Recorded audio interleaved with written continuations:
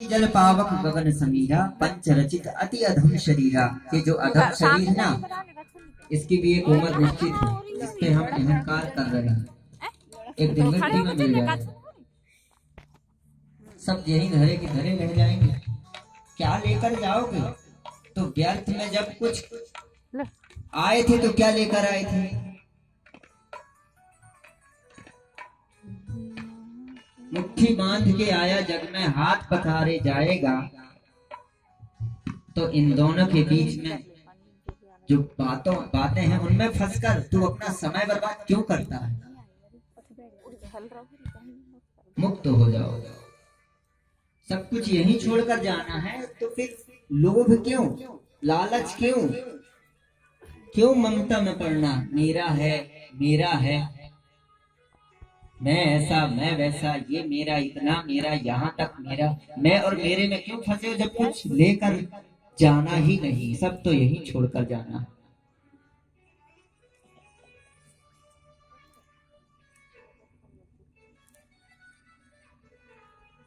धनानि भूमौ पशुवश्च कोष्ठे, नारी ग्रह द्वार जना स्मशाने। ऐसे में नहीं दे रहे। धन, भूमि, गोष्ठ, मैं नहीं जानती, मैं नहीं जानती। ये सब कुछ काम नहीं आने।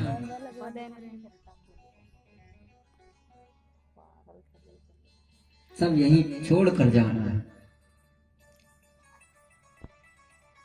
त्यज संसार वासनम। तो क्या करो? वैराग्य राग रसिको भव भक्ति निष्ठा। वैरागी बनो और प्रभु के रसिक भक्तों के संग रहकर परमात्मा की भक्ति करो और अपनी निष्ठा परमात्मा में लगाओ। प्रभु पिताजी, अपना दुख, पुत्र की दुख से दुखी मत होइए। परमात्मा का चिंतन करते हुए परमात्मा के धाम को जाने का प्रयास करें, भक्ति करें। संसार में रह कर तो आपने देख लिया कि संसार हमें क्या दिया। संसार की तो खूब सेवा करी, अब मेरे ठाकुर की सेवा करके देखो क्या मिलता है। बोलिए बांके बिहारी लाल की। इस प्रकार गोकर्ण जी ने पिताजी को समझाया।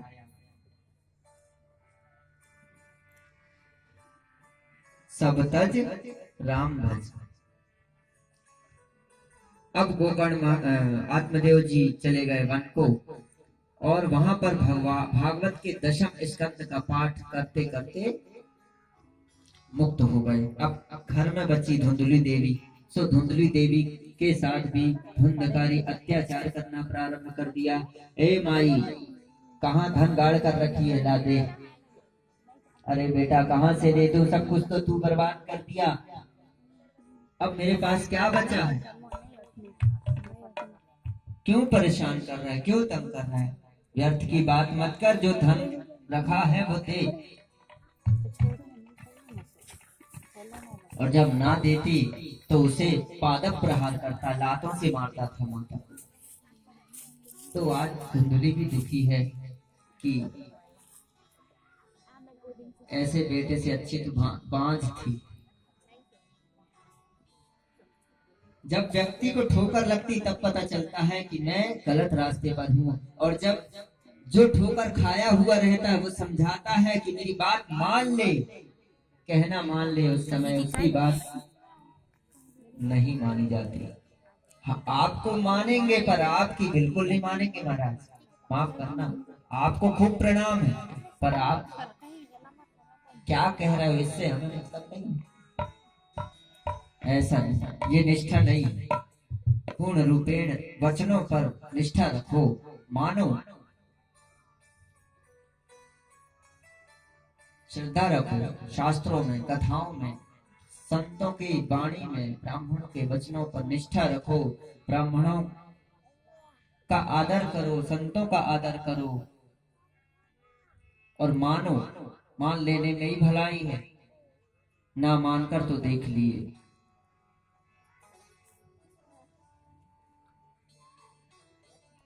तो खूब अत्याचार किया। इधर धुंधली देवी भी रात में अति दुखित होकर रोती हुई निकली और अंधेरी रात थी, सूखे कुएं में गिर गई और उसके प्राणांत हो गए।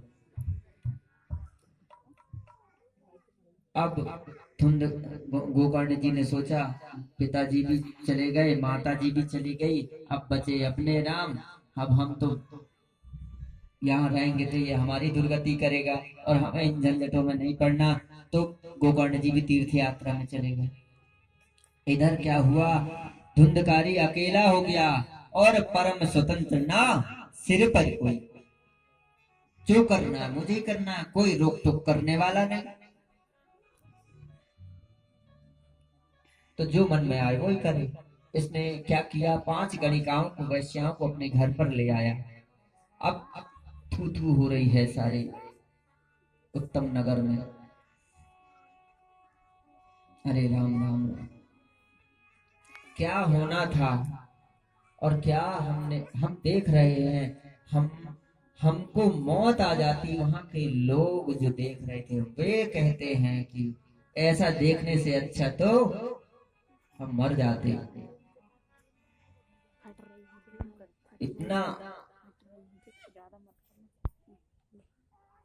गलत जो है सहन नहीं होता, परंतु क्या करें, कह भी नहीं सकते कुछ। संकोच, मर्यादा, सम्मान की बात रहती है। तो धुंधकारी अत्याचार कमी नहीं, अभी भी कमी नहीं है उसके अत्याचार में। अब क्या किया, धन, इन 5 वैश्याओं को क्या चाहिए, धन चाहिए, धन के लोभ से आई थी। अब जब धन कम हो गया तो सुनो जी, इनने प्लान बनाया सब 5 मिलकर कि जिससे ये धन अधिक लाए तो धन को लेकर इनको ठिकाने लगाकर अपन भाग जाएंगे। एक दिन राजा के धन का चोरी कर लिए धुंधकारी, लेकर आए और बता दिया कि ये धन, पूछा गणिकाओं ने ये धन कहाँ से लाए, इतना सारा धन कहाँ से आ गया। तो बताया कि मैंने चोरी करके लाया। समझ गई, ये पकड़े तो हम भी पकड़े जाएंगे, तो भैया हम व्यर्थ में काय को झंझट मोल लें, धन को लो, इनको ठिकाने लगाओ और निकल लो। तो 5 मिलकर धुंधकारी को रात में खूब मदिरा पान कराया। अब व्यसनी तो हो ही गया था अत्याचारी, तो मदिरा पान ना करे ऐसा तो हो ही नहीं सकता था।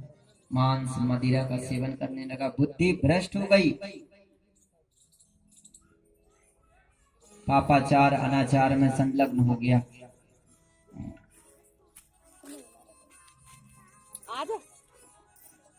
धुंधकारी आया, रात में खूब मदिरा पिलाई, नशे में धुत कर दिया और खाट में इसको बांध कर पहले तो तकिया लेकर उसके मुंह को दबाया, श्वास छिद्र बंद कर दिए ताकि यह छटपटा के इसके प्राणांत हो जाए, परंतु इसके प्राण नहीं निकल रहे थे, छटपटाता था।